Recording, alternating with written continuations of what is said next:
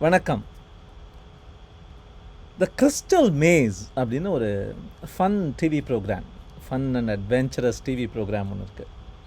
அதில் வந்து ஒரு 6 பேரை பல அட்வென்ச்சரஸ் மேசஸ் வழியாக அனுப்பி they will earn crystals and அந்த கிறிஸ்டலை வச்சு you have to collect some tickets. இங்கே பாருங்க. You have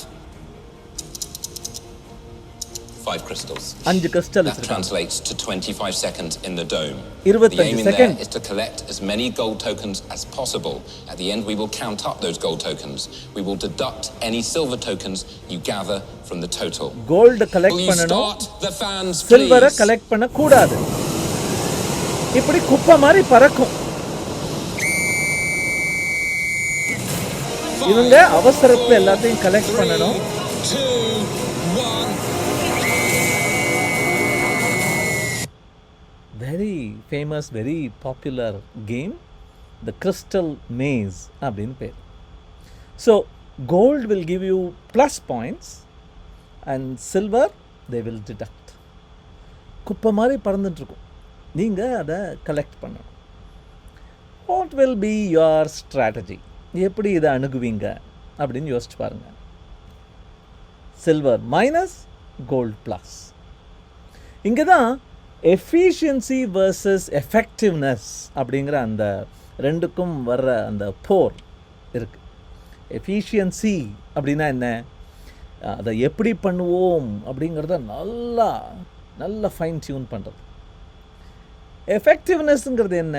நம்மளுடைய எண்ட் கோல் என்னப்பா, எதை அச்சீவ் பண்ண ஆசைப்படுறோம், அதை நம்ம கரெக்டாக ஐடென்டிஃபை பண்ணிட்டோமா அப்படிங்கிறது. அதனால தான் டூயிங் திங்ஸ் ரைட், அது சரியாக செய்கிறோமா, டூயிங் த ரைட் திங்ஸ், சரியான விஷயத்தை செய்கிறோமா அப்படிங்கிறது வித்தியாசம். ஸோ ஒரு ரோபாட் வந்து கரெக்டாக பண்ணிடும், மனுஷன்தான் கரெக்டான விஷயத்தை பண்ணுறானா அப்படின்னு பார்க்கக்கூடிய வித்தியாசம் அப்படின்னு சொல்லுவாங்க.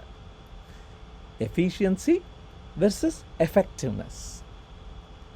இந்த கார்ட்டூனே பாருங்களேன். ஆமை வந்து ஸ்லோவாக போனாலும் சரியான டைரக்ஷன், திசையில் போயிட்டுருக்கு. அவன் வந்து 100 மடங்கு வேகத்தில் போகக்கூடிய மோட்டர் போட் வச்சுருந்தாலும் அந்த முயல் வந்து ஆப்போசிட் டைரக்ஷனில் போயிட்டு இருந்த என்ன use? The day of the jackal அப்படின்னு ரொம்ப one of the best books even today. ஒரு ஸ்னைப்பர், லாங் டிஸ்டன்ஸ் ஷூட்டரோட அனாட்டமி, அவருடைய அந்த ஸ்டோரி, அந்த பிளாட்டை ரொம்ப அழகாக விவரிக்கிற ஒரு புஸ்தகம். 2 செகண்ட்ஸ் தான்.